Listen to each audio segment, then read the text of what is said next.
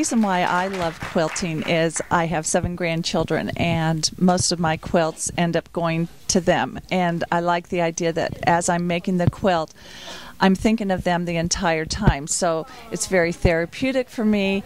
It just makes you feel good. You can imagine your grandchild wrapped up in this quilt, and it's just very comforting to me.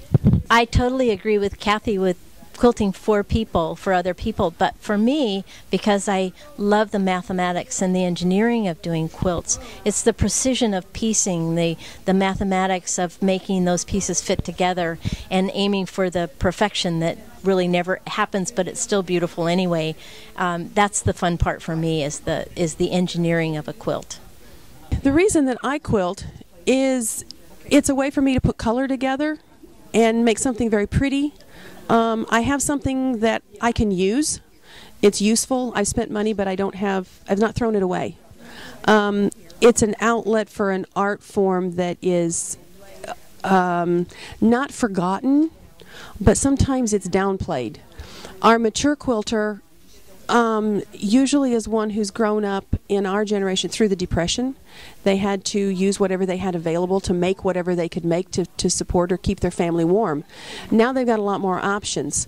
A lot of the mature quilters are not necessarily ones that go for solid colors or muted colors. Sometimes they want that pop in their quilts.